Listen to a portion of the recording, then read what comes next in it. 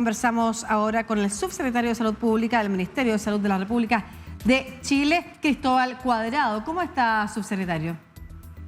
Muy bien, sí, qué gusto saludarte. Muchas gracias a usted por conectarse. También para conversar con toda Latinoamérica de la situación que está sucediendo en China y por qué ha levantado la preocupación de distintos gobiernos. En el caso chileno, ¿cuáles han sido las reflexiones y a partir de qué datos se han establecido entonces las nuevas medidas? Bueno, Lucía, yo creo que es importante mencionar que toda la comunidad internacional está muy atenta a una pandemia que aún no ha acabado, ¿no? El virus SARS-CoV-2 que causa la enfermedad del COVID-19 sigue circulando globalmente, es un virus que ha mostrado ser muy dinámico y con alta capacidad de generar nuevas variantes y por lo tanto es muy importante ir revisando la situación epidemiológica global.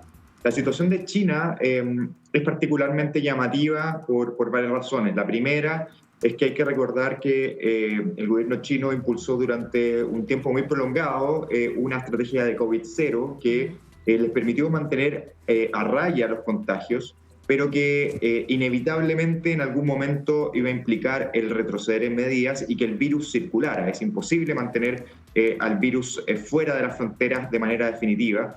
Y lo que está ocurriendo ahora es que el virus está encontrando a millones de personas que no habían tenido exposición previa al virus. Ajá.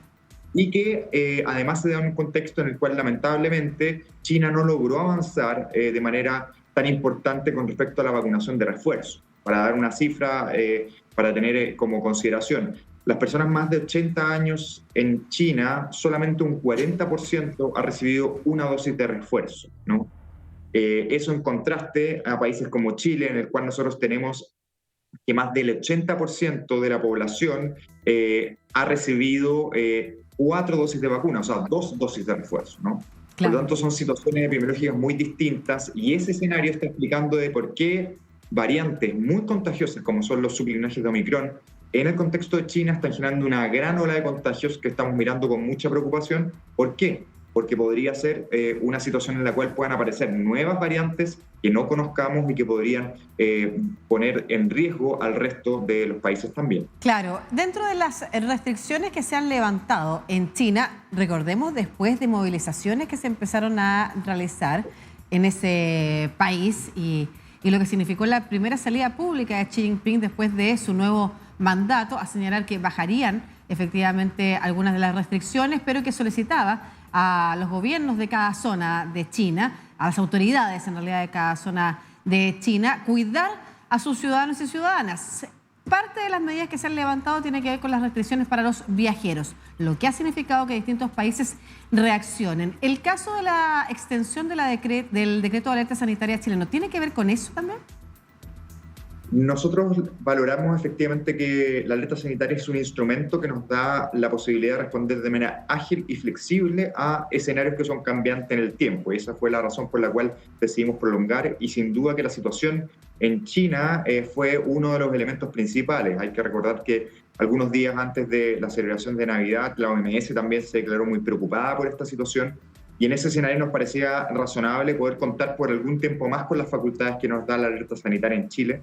De hecho, nosotros a contar del 1 de enero también estamos incrementando nuestro nivel de alerta en fronteras, particularmente para personas que han estado en China durante los últimos días. Eso va a implicar que todos los viajeros que han estado en China durante los últimos 7 días tengan que presentar antes de su embarque una prueba de PCR negativa y que al momento de arribar al Aeropuerto Internacional de Santiago sean sometidos a una prueba de PCR también para asegurarnos de que estén negativos, ¿no? Además de incrementar también nuestra vigilancia genómica, significa de saber exactamente cuáles son las variantes que están teniendo las personas que están ingresando al país, no solamente de China, sino de otros lugares, para lo que estamos incrementando nuestra capacidad de testeo en el punto de frontera principal, que es el aeropuerto de Santiago. Perfecto. A propósito de otras comunidades que vienen de otros países, se inicia el periodo de vacaciones de verano, donde efectivamente, y a propósito de que estamos saliendo a través de DNews a toda Latinoamérica, distintos países o ciudadanos de distintos países viajan precisamente a Chile. Tenemos muchos turistas desde Argentina, por ejemplo, habitualmente durante el verano. Se proyecta extensión, o perdón, el levantamiento de algunas medidas adicionales para, por ejemplo, quienes decidan viajar durante el verano a Chile? Esto es importante también para quienes planifican sus vacaciones. Bueno, es importante mencionar que nosotros desde septiembre a la fecha hemos mantenido el nivel más bajo de alerta en fronteras para viajeros internacionales. Eso significa que las fronteras están completamente abiertas para viajeros internacionales. Las personas pueden venir al país. Solamente nosotros les pedimos a los viajeros internacionales que tengan un certificado de vacunación, ¿sí? De su país. Cada cada esquema de vacunación de los países varía. Algunos países tienen 2 dosis, otros 3, incluso 4, como el caso de Chile. Pero tener el esquema de vacunación de su país completado, o si es que no lo tienen completado, que tengan una prueba de PCR negativa previo a su embarque. Ese es el único requerimiento desde el punto de vista de frontera que tenemos para todos los viajeros, y lo único que estamos modificando es particularmente para las personas que han estado en China durante los últimos 7 días en el contexto actual que estábamos discutiendo. Y en el contexto nuestro, chileno, con alto nivel de positividad, estamos llegando con 2 dígitos casi al 20% de positividad a nivel nacional, pero sin restricciones aún. ¿Se ha pensado en volver a levantar cuarentenas o cierres en algunas zonas? ¿U otro tipo de restricciones, como volver a utilizar la mascarilla, por ejemplo, en espacios públicos? Bueno, yo creo que es muy importante para describir la situación de Chile durante los últimos meses, ¿no? Desde, yo diría, abril hasta la fecha, hemos tenido una situación en la cual, si bien hemos tenido momentos de incrementos de casos, desde el punto de vista del impacto que ha tenido el COVID-19 ha sido bastante menor, y eso es gracias a una altísima cobertura de vacunación, ¿no?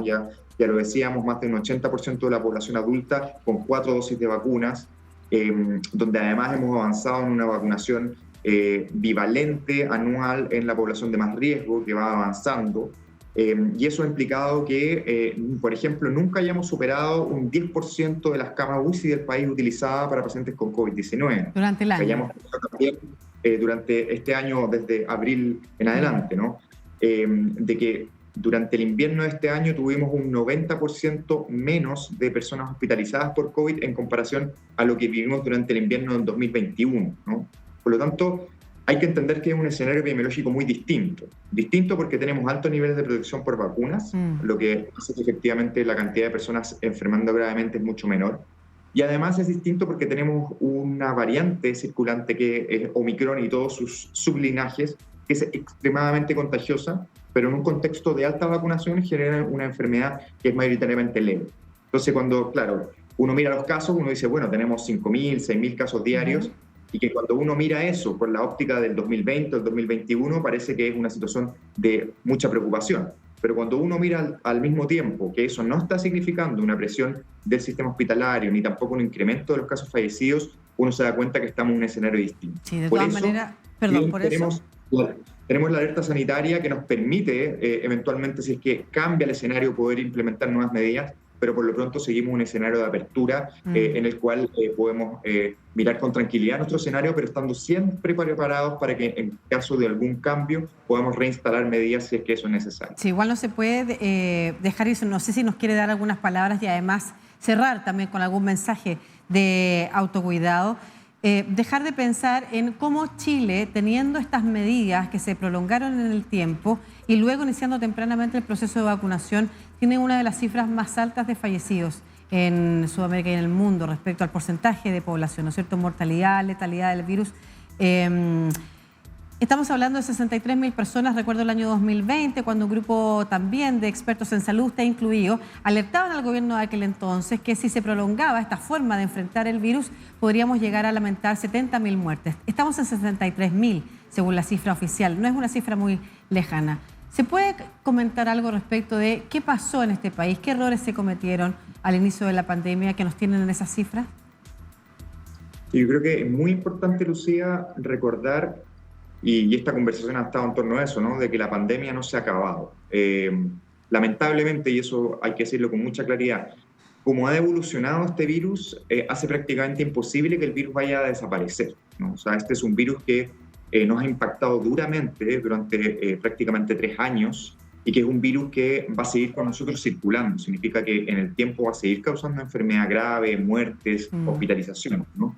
Y por lo tanto, hacia el futuro es fundamental que vamos a tener que estar de manera dinámica incorporando intervenciones como vacunaciones anual, como la que estamos haciendo en Chile, probablemente periodos donde tengamos brotes más importantes, donde la mascarilla va a volver a ser muy importante, avanzar en el acceso a terapias también para reducir el riesgo de tener una enfermedad grave, como antivirales.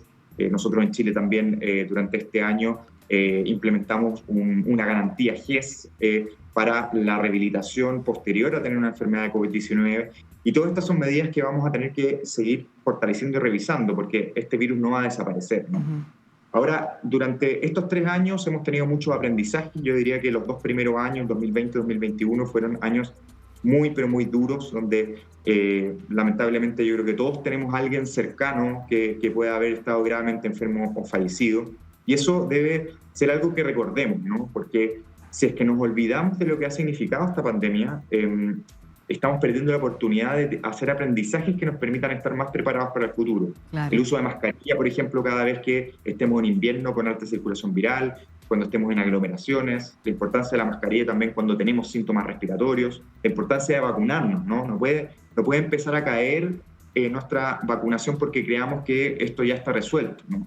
Y eso es algo en lo cual las autoridades, pero también toda la población, tenemos mucho que contribuir. Claro que sí, considerando además que el mundo de la ciencia también ha advertido que no es ni la primera ni la última pandemia que vamos a tener en este siglo. Así que, bueno, muchas gracias por esta conversación, subsecretario de Salud Pública del Ministerio de Salud de Chile, Cristóbal Cuadrado. Que pase un lindo fin de año.